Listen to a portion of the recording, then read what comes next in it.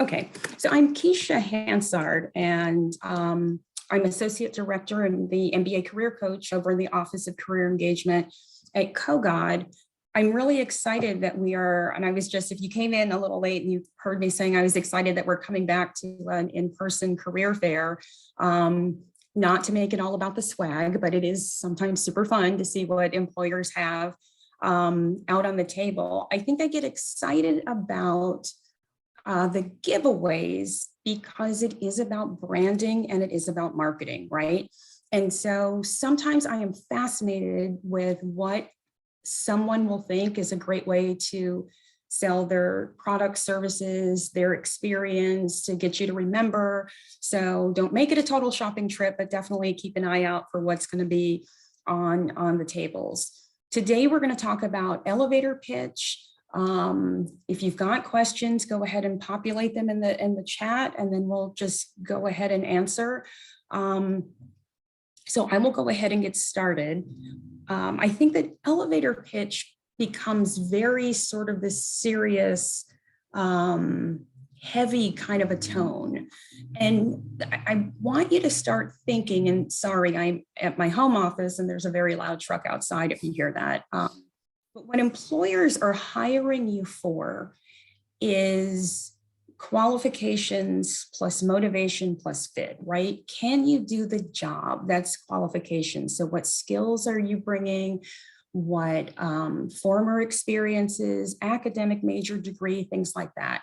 Do you want the job? So as you're talking, do you seem like you're excited about the industry, the organization?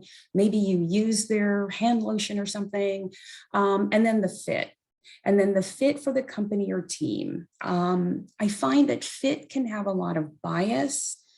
I think that sometimes we can talk about that too, but essentially they're really focusing on, can you step right in and work with our team and make an impact on the projects that we have going.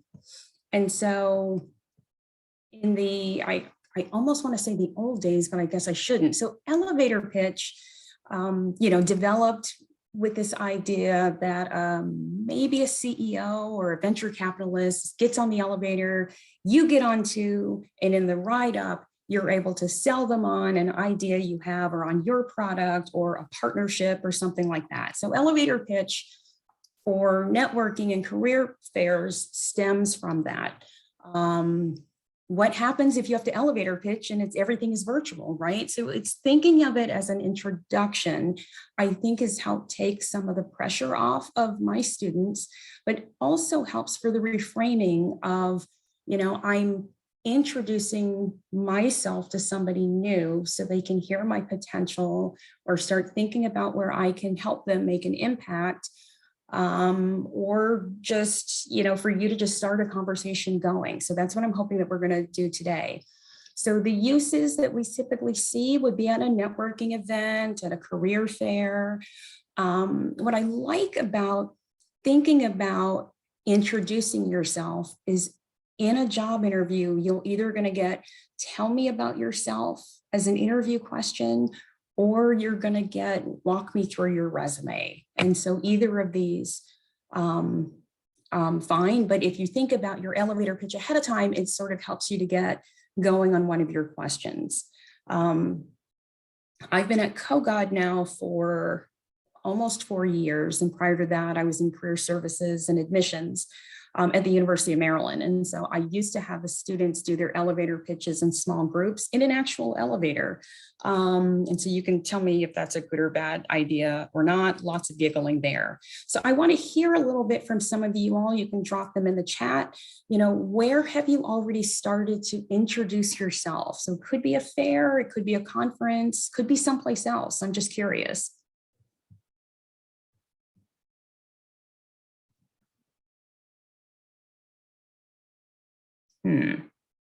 Anybody introduce themselves over spring break? Okay, chat's filling up now.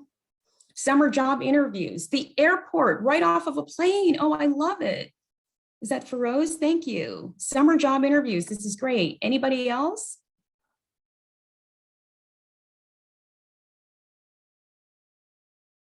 See, you're already doing it. Okay. I love the airport one because absolutely, airplanes and airports are really some of the places where that can just happen. It's organic. You're very polite. You're sitting next to somebody. Why are you going to Chicago? Oh, I have an interview, or I'm visiting my aunt. And what do you do there? You know, and it just feels very organic. But start thinking about some of the other places where you can either continue to practice or it's already happened for you. I like it when we all think about when we've done it in the past, because then you have a starting place of I've done this before, and it helps you build confidence. And it also helps you to start thinking about where you need to tailor what you're sharing just because of the circumstances of where you are. So club meetings, I think, are a really great place for you to start practicing. Could be a trek with a club, or you have a guest speaker. That could be another really good. We had some students last week who just had a guest speaker, and so they were able to practice their pitches last week in Coke. I guess that was before break, sorry. I say family functions because often you're just hanging out with your family, but someone's invited somebody new. And so it gives you the opportunity to practice and to introduce yourself in a different kind of way. I also think that sometimes your family members hear things about what you're studying, what you've worked on, that can also be very different. And hearing it can sometimes help them remember, oh, I have a friend in consulting. Oh, I know this woman who works at a nonprofit who could be helpful, right? So we're always introducing a part of ourselves. And when we share those bits, it allows the other person to hear back to our original slide about your qualifications. So that's your experiences, right? They can see if you're excited about something because it's value-driven, passion-driven, academic skill, something that you're really involved with. And they get a little glimpse of your personality, and they can start to envision if they'd like to work with you, and that's the fit part. So thinking about where to start, right? I mentioned circumstances can change things. So if I'm in the middle seat of an airplane, and most of you just rolled your eyes, me too, it has happened. I try to be the traveler that I just look to the left and right. I hope I don't bang you with my elbows. It's a tight squeeze. We all sort of nervously giggle, and you may or may not introduce yourself, right? But what I would share to the person on the left and the right probably isn't going to be the same style or response of what I'm doing in a job interview. So in an airplane, oh, I work at American University in career services, right? And I'm not going much longer. I might, if I'm flying home to Boston, I might say, I'm originally from Boston and returning home. So it's shorter, it's a little condensed. But if I was at a career fair, I would probably make more of a connection. I would add in some things about the company or the industry, maybe something about my studies, so that you're making a connection with the firm. I think sometimes who you're speaking with can really direct the conversation as well. If it's someone who's in the role, we feel like we can ask a ton of questions. If it's someone who's covering a lot of different divisions or departments at a company, you might ask, I'm not sure if you're the right person or if you'll know this, so you're setting up the question because you might have to do some follow-up. I also think that the responses, or at least the parts that you're sharing in an introduction, what do they already know about you? Maybe what should they know? So at a career fair, one thing that's nice is they're assuming you're either a current student or an alum, and you probably have an affiliation with American University. So if they've looked at the website, they'll be familiar with our degrees and majors, right? At a much bigger conference, or sometimes when I'm just out and about, everybody looks young. Everybody looks like they're in some kind of program, right? They could be a grad student, they could be an undergrad. But if it's an interview, they might know a little bit more because they've got your resume. But sometimes interviews, first and second rounds, could be done without the employer having the resume in front. So being able to at least connect some of the dots is what's always going to be important. So when you're structuring your pitch, think a little bit about what you've done before. And this is a time for you to just start, take a step back and just think a little bit like, wow, I've come through high school, I'm in college, we're getting through this pandemic, I'm taking this load of classes, I've worked these jobs, I've done this internship, start thinking a little bit about, your journey and where you've come from, right? I think an overview of relevant experience is probably the most important thing on this slide. If it's a marketing role and you've done sales or promotions before, that's something you're likely going to want to get in either to your introduction or quickly in the conversation, right? Because that's relevant experience. And not to take away, I guess I shouldn't say that the relevance is the most important. What makes us all diverse and distinctive is equally important. If you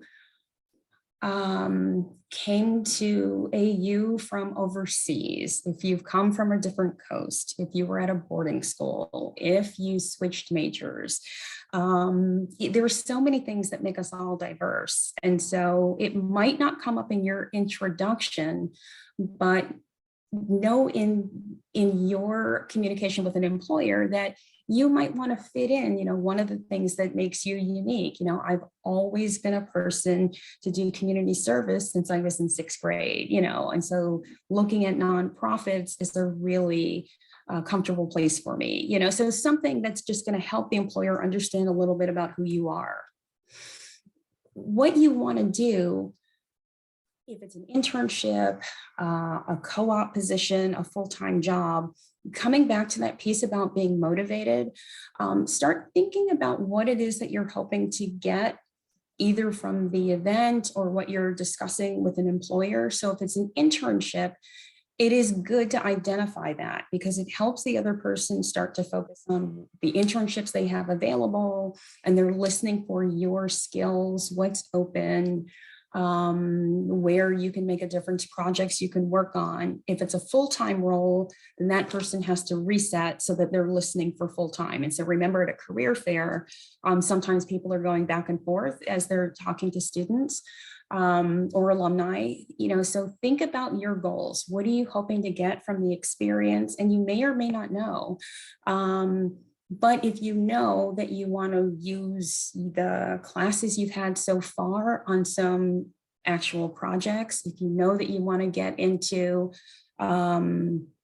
renewable energy, and that's what the company is representing, it's a good way for you to start to weave that in as well. And then thinking about your interest with the company and back to the company position, if you can see a job description, it's a good way for a company to hear how you might already know something about some of their obstacles in industry. You might be passionate about something sustainable that they're working on. So if there isn't a job description, go ahead to the company website and start looking at their value statement. I'm going to do one more slide and then we'll take some questions. So I came up with 2 examples of introduction.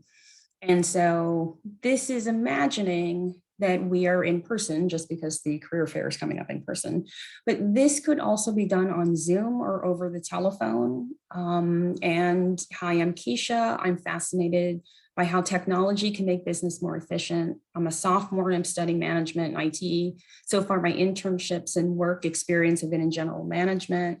So I'm looking to get more IT experience, and your company seems like a great fit since you focus on systems consulting. Oh, I know, that's a lie. And so I think the bigger idea is that you're starting to think about what you're bringing to an employer to start a conversation, and it doesn't have to be exactly this.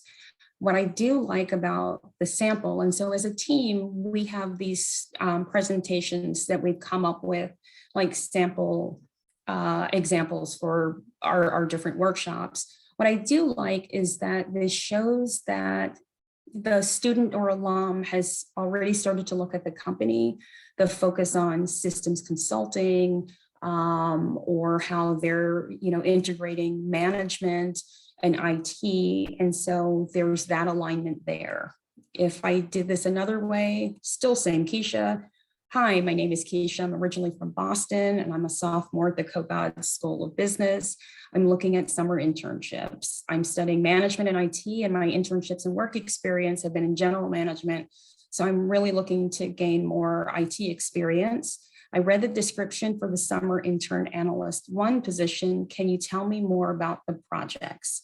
And so this one is a little bit, I always call it the sort of the origin story. So if you're a Marvel or comic fan, anime, we can talk about that later. But anyway, so at least giving somebody a starting point that I'm from Boston.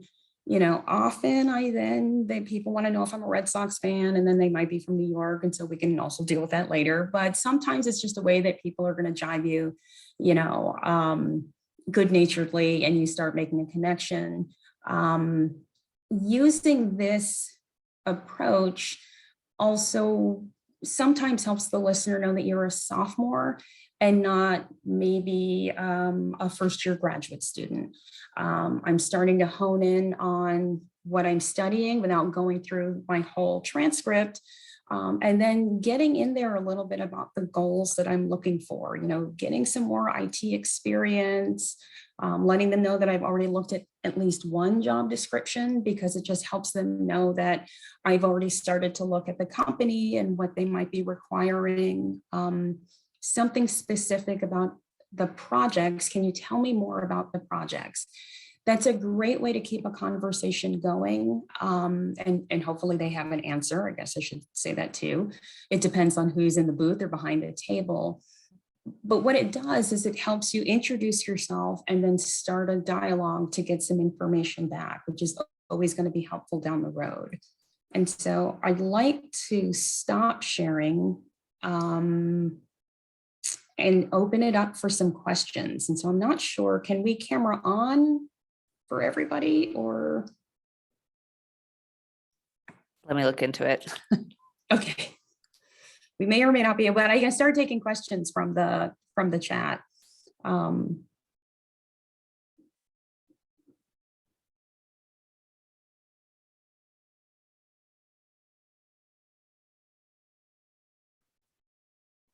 No questions?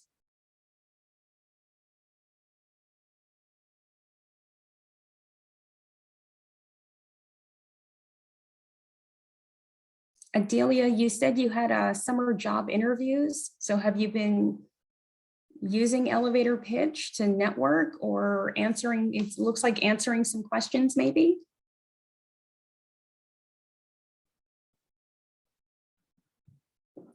And Adelia says yes, maybe to 2 things. Oh, that's great. That's great. There's a question from Shelby. Does this work for? Yes, absolutely. So Shelby, if you're changing, maybe you studied one thing as an undergrad and you're entering a new field or academic study, I think that that's one of the most fascinating and amazing things. This is part of your journey. So, I was pre-med as an undergrad, and then I worked in retail for 2 years. I came back to graduate school. I'm looking forward to a career in, because remember, you've got very distinctive academic experiences, project experiences, maybe other internship or work that you can leverage in a new field. It also helps somebody understand, your transition a bit. So start thinking about the reasons that you're wanting to make a change. And oh, wait, hang on. Oh, fantastic. A former teacher preparing for policy analysis and management and looking for internships. So I'm assuming you're maybe SPA, or are you in the School of Education? So as you're pondering that, teachers work with a variety of folks. And so that's a lot of different stakeholders.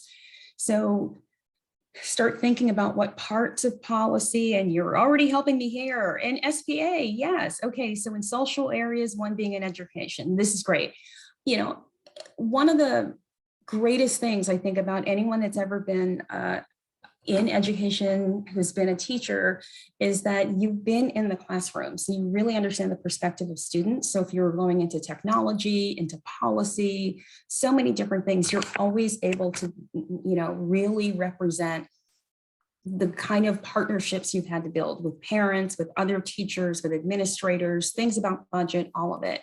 So think about how you're going to help somebody understand, I was a teacher and I'm looking to going into, policy analysis and management. And so one of the exercises I sometimes do with the MBA students is called I was, I am. I was a school teacher for 3 years. I am on my way, so you're giving direction, I am on my way to starting a new career, or I am in graduate school in policy, so I can transition into, and so you're giving somebody, it's almost like having like a Mad Lib. I don't know if the kids do that anymore, but it's just little language to help the direction of the conversation. So the I was gives the what you had done previously. I am on my way into something else, if that helps. Keisha, we've got a question. Well, 2 questions here that I think are both related. I think Okay, great. how long is too long? And related to that, is there a certain amount of time you recommend for pitches? I've heard anywhere from 30 seconds to 2 minutes. Same. So I think in an airplane, a 2-minute pitch would be kind of a lot. I think in a job interview, a minute to 2, and depending upon the amount of experience, could be probably fine to answer the tell me about yourself. I think the parts that we're sometimes forgetting is the where we are. It can be really hard to hear people in Bender. Lovely arena, lots of echo, right? So slowing down a little bit sometimes helps the other person hear.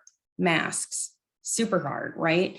Keisha can be a new name for some folks. I'm old, so I never think so, but you never know, right? So sometimes I need to slow down. I'm from Boston. I know I talk fast. So situationally, sometimes I'm actually slowing down a little bit, and that stretches out, an introduction, a pitch, or, whatever I'm saying. I like the exercise where you try to do an elevator pitch in a minute, 30 seconds, 20, 10. The MBAs, if they're on here, will tell you they hate this exercise. There's a lot of giggling and it's fun during orientation, but it does help you land on that language. If you wanted to do it in another kind of way, how much can you fit on a 3x3 Post-it note? And then how much can you fit on half, right? So if you wanted to start sketching it out a little bit, I am not a proponent for trying to script it. It should come from your heart or your gut or a combination so that it feels sincere and not like rehearsed. But that is a great question. And practice it a couple of ways, because you might be able to, in some situations, 35 seconds is all you need. Back to the question about transitioning from education to policy, you might need like a minute and a half just to help somebody understand like what grade level, where you were. So so I think it's going to depend. We've got one more question that came in through the Q&A here. As a senior who's anxious to secure offers after graduation, how often should I put myself out there to employers with their elevator pitch? And their SPA, political science with dual minors in finance and economics. I like the idea of not, I think there are some people that like to gamify, like I'm going to get the business cards of everybody in the room. But do you really need, so that sometimes can put more pressure. I think it's good to, if you have the opportunity to see who's going to be at a fair or a conference, look up the companies you don't know, so that you get some surprises, right? There's obviously a reason that they're there, and there's always going to be a company that all of us have not heard of, right? And so sometimes that's a good way to bump into something that might be a really good fit. You could meet somebody tomorrow but you don't actually apply to that company for 4 years, right? So when you build a network, it's not always for the now, sometimes it's for the later. And I am surprised. I have met senior, college students, and they wait before they would apply to MBA. This is when I was back in admissions, but they would hang on to my business card for 3 years, and then they pop back up like, do you have some time to talk? I'm ready to think about my MBA, and so that's just been over time. Sometimes they check in, sometimes they don't. But I think if you're looking at jobs for graduation, hearing what's out there is a good way to hear some of the things that employers are what they're looking for and what might align with what you've studied, what you're interested in. I think that if you're able to see the jobs that are posted on like the career fair site, because I know that there's some of the companies have some of their positions that are posted, I think that's good. My own suggestion is if you know that at least a handful of the companies that you're interested in and you can see what they're coming to the fair for, also peek at what's open on their site. It'll give you a bigger sense of maybe an immediate need, other divisions, and where your talents might also be very useful for the company. So I hope that helps. So if you're a senior and you were thinking you were going to talk to 5 companies, can we push that to 8? Just because some other company could be a really great surprise for you. They need your talent. There's a question about being in line and speaking to a company. And doing it in a way so that you're not like another person in line. Yeah, I think there are a lot of ways that folks can do that. Just from my own time recruiting for companies and recruiting for graduate programs behind the table, sometimes students would introduce themselves by name and say, currently I'm the president of, or I'm a member of the American Marketing Association. I'm here checking out internships for myself and members so I can take any materials back, right? And so always I would be like, that is incredibly just lovely that you would look out for your classmates who might be in class or taking an exam or working or something and then couldn't be here, and you would share the information. But you also gave me a sense of your leadership and what you're studying. And so I would say play with it. It doesn't have to be a one kind of formula. It's like dancing, right? Everybody will have their own style and what they appreciate, I hope. I used to be a double major, so I'm hoping you like dance a little bit, but make it your own. So it doesn't always have to be, 2 steps, walk, stop, make eye contact, shake, and then you launch, right? Really think about, and it can be different. You might say one thing to Kellogg's cereal that could be different than Heinz, the ketchup, mustard, pickle people. Both food, but what you discuss and talk about in terms of your interests could be very different. I see another.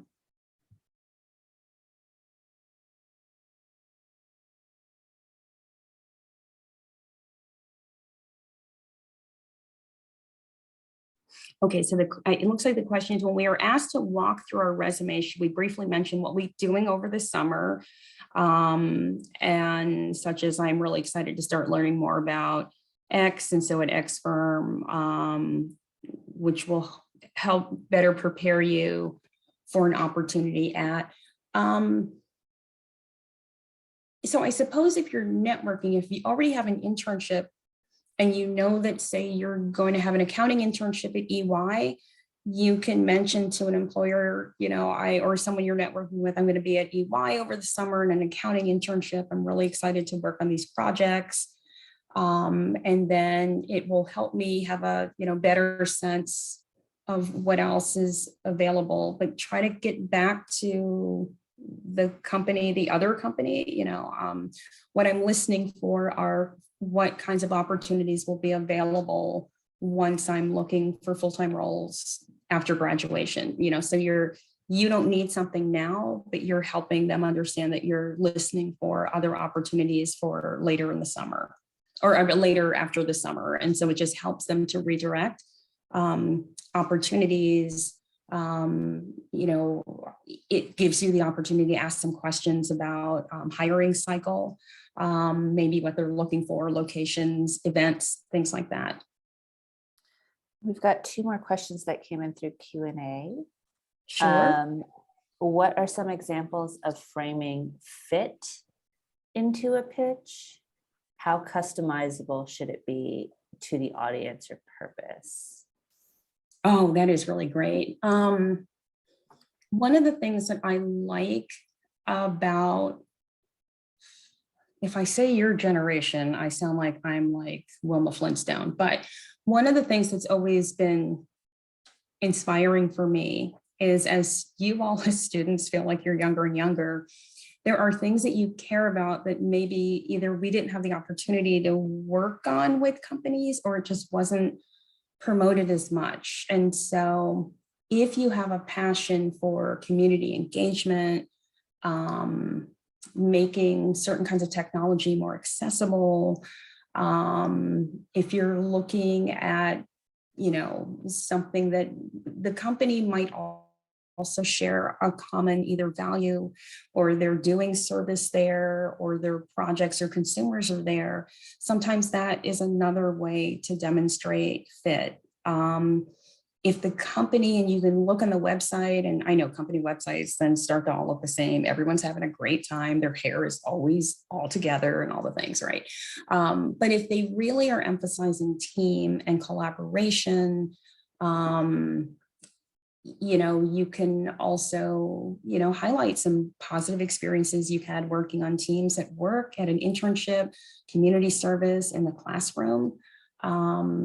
I think that another thing is, you all have the ability to also highlight that if you've been comfortable working in a hybrid environment, the workplace is going to be kind of a hodgepodge, in the next couple of months into a year. That is something that could really be shared with an employer, because you've had to be, working with classmates, faculty, being creative in how you deliver team projects. And so just having that kind of agility, I think, is another thing that you can also sell. I think fit, where it sort of goes astray, somebody says, well, I don't like working with other people. Well, it's probably not that, but then how does the employer interpret that? And so that's where I think things sometimes can feel like maybe not a fit. Or if an applicant says, well, I only want to work for 6 months and then I want to launch my own business, then for the employer, the fit isn't there, because it doesn't sound like you're going to be there long enough to benefit from their training, and some of the resources that they would put into you. So I think that's sort of a quick example of where sometimes people come across as not having a good fit. Thanks, Keisha. And the last question that we have at the moment is, do you have any tips for practicing elevator pitches for someone who's shy? I do. One, make it your own. I am extroverted on all the assessments, but that part of my extroversion is learned. And so I keep having these jobs where I have to do presentations. So I need to look at the job description myself, right? But make it your own presentation. If you only have 3 things to share with me and I'm behind the table, one thing about you, one thing about the company that you know, and maybe one thing that could be a question about a job that you looked at on the website, right? That might help you just bring it in a little teeny bit, and that helps you get maybe one qualification there, one thing that you're motivated about, and something that aligns with either your value system or what you're looking for as a goal. And so that might, make it feel like an easier or more manageable lift, if you will. You could practice in front of a camera, like sort of like a Zoom. You could practice in front of the mirror. And then you're going to say, Keisha, that's kind of batty. And I'm like, okay. And I've heard it from my students already. Maybe with a good friend, it just helps. Or try networking with somebody else. So if it's a reception and there are two of you, I like the idea of a small sort of wonder twin duo going out and networking. If it's somebody that you have worked with before on a class project, could be a roommate, but then you can help each other along. Oh, Keisha, remember that internship you had last year in operations? And if I hadn't mentioned it, it's sort of a nice way to remind me and encourage me to share something that's part of who I am. I think often at a career fair, we're just standing in front of a table just by ourselves, but it's fine if two people approach an employer together for a couple of rounds and you can listen in on the questions of the other person. I really like to hear the diverse questions that somebody else might have. But I think practicing it and just knowing that, we all have a story of origin. We all have a story to share. If the terminology elevator pitch just makes you feel claustrophobic, scrap it. My feelings are not hurt. And if introduction feels better, then that's better. If it's, mini story to tell, this is a little bit about me. And here, I'll start here and start sharing a story. If that helps you a little bit, think about that. I'm going to take us back to the slides just quickly. And so here are some hints. And so you all teed me up really well. Your pitch or introduction is just a starting place for the listener. And so if you think for a moment about Keisha the recruiter, I'm standing on a floor that's probably not that great for my back if it's a big conference, although I think in Bender, the floors, it's a nice wood floor with support and all that, right? But it's a long day and it's a lot of people, and it's during a pandemic, right? And so one of the things that you can do if it helps is you can thank the recruiters for being there. It's hard for them to come back in person. It's a long day of standing and they're meeting so many people, but they're going to be excited to be at, we always get such great compliments, people meeting our students. I spoke about if it's in person speaking up, especially if it's crowded. Convention centers and gymnasiums just sometimes have really funky echo things. So if they're leaning in more, or if they're asking you to repeat, it's not, don't, take it personally. They're just trying to hear you more, which is good. And the same thing if you're wearing a mask, sometimes words get lost. Unique names, again, I say, hello, my name is Keisha, and someone says, hello, Lisa, and so that happens twice a week. And so slowing down for me, I just have to constantly remember. And if it's virtual, keep in mind that the listener might not have your resume, so it is going to be a brand new introduction. Making it yours, you're not going to use the same presentation every, elevator pitch or introduction every time. But think about one or two things that you really want to get across. Could be your major. It could be your transition from being a school teacher and going into policy. I think if you're shy, being comfortable with knowing that you have something to offer, and just being okay with sharing it. So we're not asking you to share like a deep hidden fear or something, but just something about either work or school and something about the kinds of projects you want to, work on. Adding to your origin story could be that your hometown, your dual degree student, transfer student. If you're coming from another country to come so far away from school, people are always going to want to, just hear more, and it helps them remember who you are. If you use the products, and we haven't talked about this, the products, services that a company creates, whether it's in the US or another country, you can always tie that in, because sometimes we like a brand because we're longtime users, and sometimes that gets us excited about a company. And now you have an internship, I need to have a talk with you, Oreo cookie people, right? And if the company is looking at a really big problem that they're trying to solve, so think about some of those pharma companies during the pandemic. Sometimes there's a bigger mission that's out there and you want to be part of that helping. And so if that aligns with either your values, the kinds of companies you've been looking for, that could be a way to really start to introduce yourself to the company, especially if you've had a tradition of working on either problem solving or maybe the health, either the pandemic or a one type of disease, or something else that's sustainable. I cannot remember if you all get these slides, but I'm always happy to, send out slides if people want that.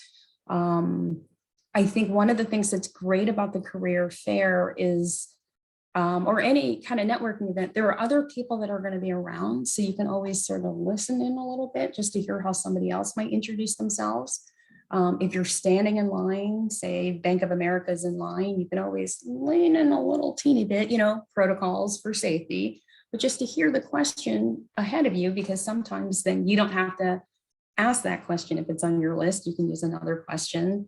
And then there are members of all of our career centers that are going to be around that can also help you either practice again, think about it, or just give you a little boost to get back in there. Any additional questions? Woo, you guys asked a really good questions. I think AU got their money's worth out of me today. So.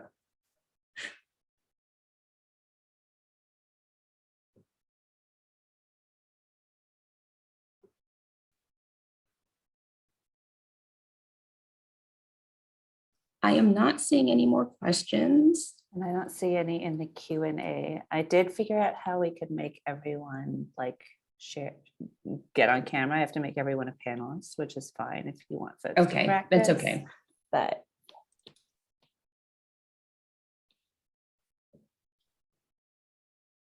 well, I would maybe suggest this just for funsies.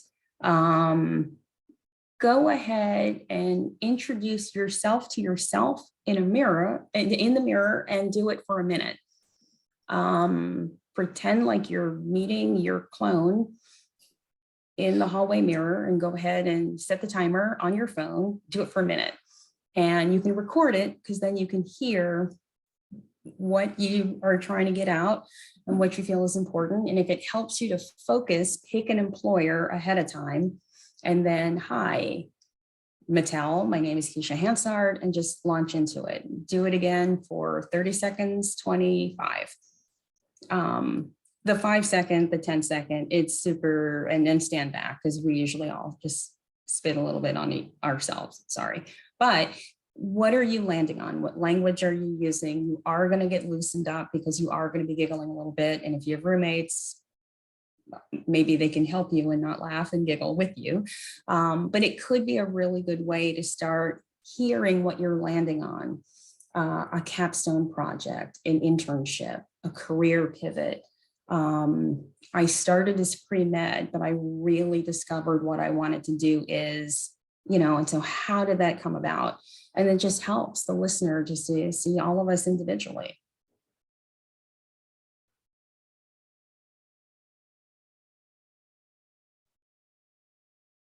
Okay, well then look for me. I'll have my name tag on at the fair. You're going to do awesome jobs in person and then come on back and do virtual fairs as well.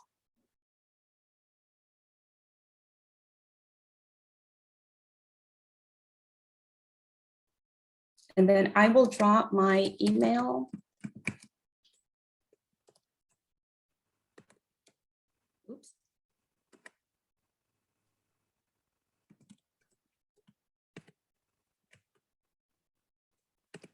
So if anybody has any questions and you need to reach me, my email is there. And thank you for bringing this slide back up, because if anybody was a little late joining us, you can see the upcoming events that are before the virtual fair.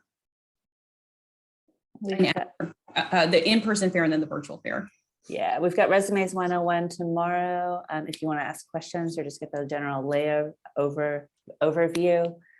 And then next week we have one opportunity for a virtual resume station. If you want just like a quick review, it's like 15 minutes, meet with a career advisor or a peer advisor to get that feedback. And then we've got an in-person resume station on 3/29 is Tuesday at the Career Center on Butler Pavilion, 5th floor. And the workshop from yesterday is on the Career Center YouTube, and I can drop that in the chat in just a second.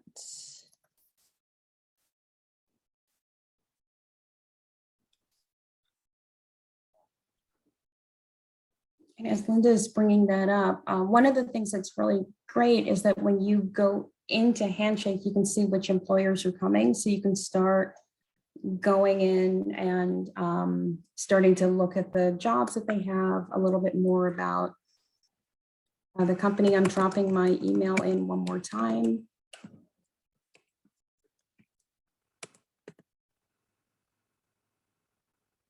And I see why. Hang on 1 second. Because it's not going to everybody. Here we go. It was just going to the hosts. Okay.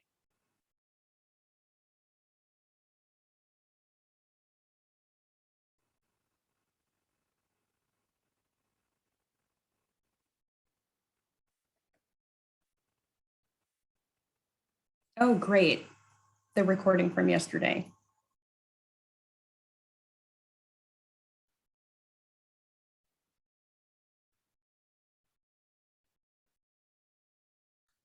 And the second link is to our webpage on job and internship fairs, which includes a lot of information on how to prepare, links to the upcoming events on preparing, plus information on like how to get your Handshake profile ready if you're going to the virtual fair and more.